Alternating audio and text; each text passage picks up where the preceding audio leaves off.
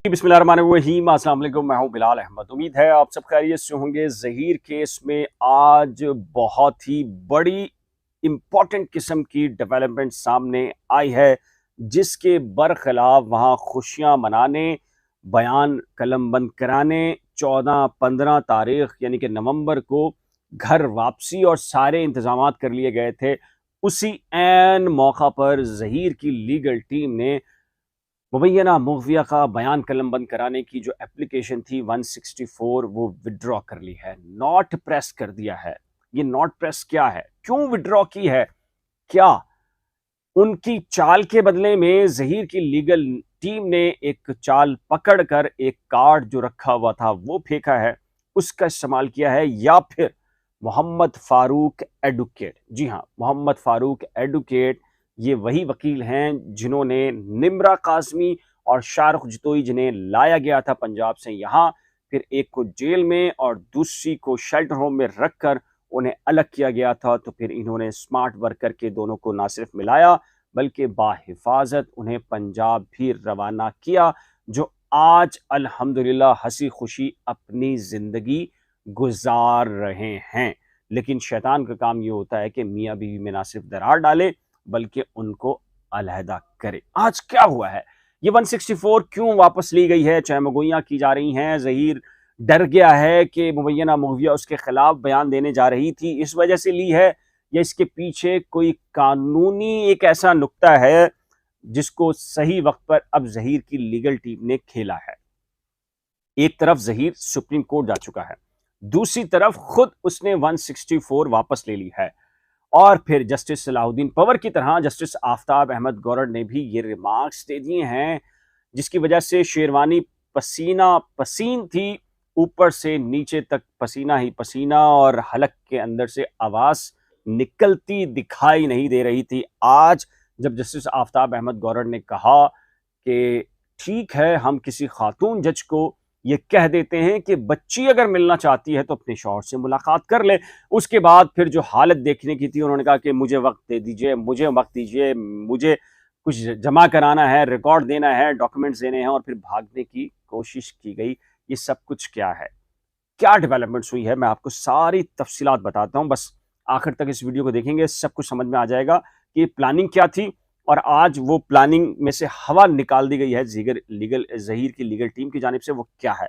मैं आपको सारी तफसीलात बता रहा हूँ, लेकिन इससे पहले मैं आपको बता रहा हूँ, बाज लोग ऐसे होते हैं जो अपने प्रोफेशनलिज्म से बददियानती करते हैं। उन्हीं में से एक ऐसा बददियानत इंसान भी है जो so called human right activist कहलाता है, लेकिन इस केस के अंदर वो इंतहाई गैर इंसानी सलूक का मर्तकिब हो रहा है।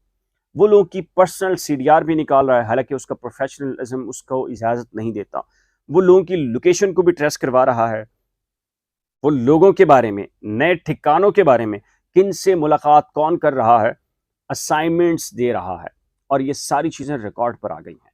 वो शख्स जिसकी जिम्मेदारी नहीं है, जो कि अदालत ने उसको इजाज़त नहीं दी, वो शेल्टर होम जाकर ये चेक कर रहा है कि शेल्टर होम में कौन आया, कौन नहीं आया, धमकियां दे रहा है शेल्टर होम को, यहाँ तक कि मुबैना मुग़विया हामला है या नहीं।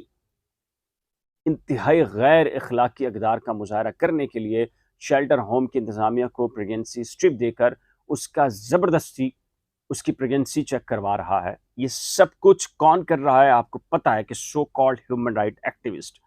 मेरा ख्याल है कि जब जब उसने जिसकी सीडीआर निकाली है, जिसकी निकाली है, वो सब पता चला है कि कौन है, कौन निकलवा कर दे रहा है, कौन है जिसको असाइनमेंट दिया गया लोकेशन चेक करने के लिए, कौन है जिसको रेकी के लिए लगाया गया, सब रिकॉर्ड का हिस्सा है और सब कुछ पता है। मेरा ख्याल है कि कल तक 8-10 वकील साथ थे, एन मुमकिन है ये सारी चीज़ें जब कंसर्न फोरम के ऊपर आएंगी तो एक आध वकील भी साथ ना खड़ा हो। बार एसोसिएशन तो पहले से ही लाताल्लुकी का मुजाहरा कर चुकी हैं और ये कह चुकी हैं कि वकालत से ताल्लुक नहीं है ह्यूमन राइट एक्टिविस्ट भी, बल्कि so called human right activist है। आप बार एसोसिएशन की पूरी क्रीम से पूछें तो उन सब का वो सब मुत्तफिक हैं कि किसी भी तौर के ऊपर वकालत से इस साहब का, इन शख्स का कोई भी किसी किस्म का कोई ताल्लुक नहीं है। एक चीज़ मैं आपको बतानी थी, ये बहुत ज़रूरी थी, आगे भी मैं आपको बता दूँ। कोई इनायत मक्सी साहब हैं, चूंकि मुबैना तौर के उनकी व्हाट्सएप मैसेजेस आए हैं, चैट आई है, उसके बाद और फिर सेक्रेटरी जो हेल्थ हैं उनके पीए या पीएस हैं उनकी वॉइस नोट जो बाहर निकले हैं और जो हम तक आए हैं, उसके बाद तो दूध का दूध और पानी का पानी हो गया है। प्लानिंग ये थी कि जी 16 और 17 अप्रैल सबसे इंपॉर्टेंट है, क्योंकि 17 अप्रैल को तो निकाह हो गया। उससे पहले पहले ये साबित करना है कि निकाह के वक्त दो चीजें, एक रेप हुआ, बल्कि गैंग रेप हुआ, जहीर ने भी, शबीर ने भी और बहुत सारे लोगों ने। दूसरी चीज साबित क्या करनी है कि 16 से पहले, 16 और 17 के दरमियान जब निकाह हुआ तो लड़की पागल थी। इन दो चीजों के ऊपर काम किया गया। 375 ऐड करने के लिए मैं आपको बहुत क्लियर चीज बता रहा हूं। 375 यानी कि गैंग रेप को साबित करने के लिए इन्होंने सेशन अदालत में आर्ग्यू किए, फिर हाई कोर्ट में आर्ग्यू किए और हर जगह से मुंह की खानी पड़ी। अब दूसरा ऑप्शन क्या है? मेडिकली तौर के ऊपर यह साबित करना कि लड़की पागल थी, और ये प्रैक्टिकली उस लड़की को पागल करार दे रहे हैं और करने भी जा रहे हैं। मेरी इंफॉर्मेशन के मुताबिक जो अनायत मक्सी के पीएस के जो वॉइस नोट सामने आए हैं, जो रिकॉर्ड के ऊपर चीजें आई हैं, उनसे क्लियर है, डायरेक्शन दी गई थी कि 16 से 17 के दौरान लड़की को करार दिया जाए कि वो पागल थी। जी हां, अब वाकई दो डॉक्टर्स की जो रिपोर्ट आई है, डॉक्टर उजमा की भी रिपोर्ट है, डॉक्टर फातिमा की भी रिपोर्ट है, दोनों ने ये लिखा है। अब आने वाला जो प्लान है, मेडिकल बोर्ड तश्कील देकर जिस तरीके से उसकी उम्र चेंज कराई गई जबरदस्ती और धूस धमकी से, और जिन लोगों ने कराई, आप पता है, आपको एक मुशीर भी है खातून, आपको सब पता है, मेरा ख्याल है मुझे बताने की जरूरत नहीं है। इन नया मेडिकल बोर्ड बनाकर उस लड़की को हर सूरत में पागल डिक्लेयर करार देना है। फिर क्या, बैरून मुल्क भी शिफ्ट करने का प्लान इसी के दौरान है जब ये केस चल रहा है। मेरी इत्तला तो ये है। खैर छोड़ें इस बात को, फिर दोबारा से इस सारी डिटेल्स को बताऊंगा, लेकिन आज मैं बता देता हूं कि जी जस्टिस आफ्ताब अहमद गोरन ने जैसे केस की समाअत की, गुल मोहम्मद फारूकी के साथ मोहम्मद फारूक एडवोकेट जैसे ही कमरा अदालत में थे और उनके 4-5 जूनियर जो उनका ऑफिस है वो आया, तो झूठे लानती किस्म के जो यूट्यूबर्स हैं उनके चेहरों के ऊपर जो फिटकार खुदा की तरफ से, कुदरत की तरफ से थी, वो फिटकार देखने वाली थी। आज देखने वाली थी वो फिटकार। और सो कॉल्ड ह्यूमन राइट्स भी परेशान जब गुल मोहम्मद फारूकी ने कहा हम खुद 164 की एप्लीकेशन विड्रॉ करते हैं, तो शेरवानी वाले साहब ने कहा जी कौन सी एप्लीकेशन? गुल मोहम्मद फारूकी ने दोबारा बताया, फिर दोबारा पूछा कौन सी एप्लीकेशन, क्यों? हैरान और परेशान। मेरा ख्याल है कि उनके लिए सरप्राइज एक बड़ा ये था।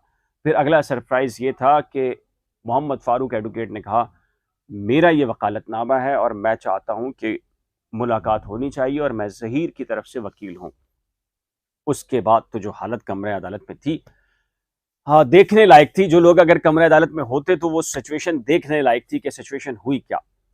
आज गुल मोहम्मद फारूकी खासे गर्जे हैं, बरसे हैं, कुरान की आयत निकाल कर लाए और उन्होंने हवाला दिया। उन्होंने कहा कि मियाँ बीवी को कैसे आप अलग कर सकते हैं, उनकी मुलाकात कैसे रोक सकते हैं, जिस वजह से जस्टिस आफ्ताब अहमद गोरन ने कहा कि ये बात तो ठीक है, लड़की बालिग हो गई तो इस्लाम के अंदर निकाह हो गया और वो जायज है, लेकिन 18 साल की सिन में इसलिए है क्योंकि जाहिर है घरों से भागने वाली लड़कियां जब शादियां करती हैं तो चंद अरसे के बाद वो शादियां टूटती हैं, 99% टूट जाती हैं, और ना फिर इधर की रहती हैं वो उधर की रहती हैं।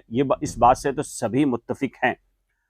लेकिन फिर फारूक एडवोकेट ने जब ये कहा कि जज साहब सिर्फ हमारा मौकफ ये है कि हमारा क्लाइंट अपनी बीवी से मुलाकात करना चाहता है, केस के मेरिट को छोड़ दीजिए, तो जस्टिस आफ्ताब अहमद गौरन ने जैसे ये कहा बिल्कुल ठीक बात है, खातून जज को कह देते हैं वो लड़की से पूछ ले, लड़की मिलना चाहती है तो मुलाकात करा देते हैं।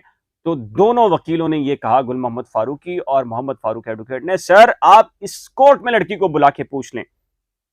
लड़की 5 महीने से शेल्टर होम में, लड़की अगर मुलाकात करना चाहती है, नहीं चाहती तो ठीक है नहीं मुलाकात कराते, लेकिन चाहती है तो मुलाकात करा दें।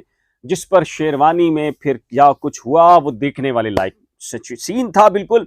फिर उसके बाद क्या हुआ, एक ही हल था, जान छुड़ाने के लिए और इस परेशानी से बचने के लिए वक्त दे दिया जाए, मैंने तैयारी करनी है, मैंने कोई जवाब जमा कराना है। फिर उसके बाद जज साहब ने कहा चलें ठीक है आपको तैयारी का मौका देते हैं, लेकिन जाहिर है जो एक पूरी की पूरी साजिश रचाई गई थी, जिस वक्त मैंने आपको बताया है और आज मैंने बहुत सारी चीज़ें इशारे में बताई हैं, लोकेशन, सीडीआर, रेकी कराने का टास्क, और फिर शेल्टर होम में जाकर क्या कुछ होता रहा, कौन करता रहा, जिसको ये परमिशन नहीं थी वो अपने प्रोफेशन से मेरे ख्याल में बददियानती का मुर्तकिब है। जब उसके कंसर्न फोरम को ये सारी चीज़ें जहाँ पहुँचनी थी वहाँ पहुँच गई हैं, लेकिन जहाँ कंसर्न फोरम पर पहुँचेंगी तो मेरा ख्याल है जो साथ खड़े हैं वो भी साथ खड़े नहीं रहेंगे। इस सिलसिले में आपकी क्या राय है? अपनी कीमती राय का इजहार नीचे दिए गए कमेंट सेक्शन में जरूर तहरीर कीजिएगा। एक नए व्लॉग के साथ जल्द मिलेंगे, लेकिन जाने से पहले रिक्वेस्ट है कि अगर आपने करंट अफेयर्स विद बिलाल और नई खोज को अभी तक सब्सक्राइब नहीं किया तो बराए करम सब्सक्राइब, शेयर, लाइक और बेल आइकन को लाजम प्रेस कीजिएगा। खुदा हाफिज।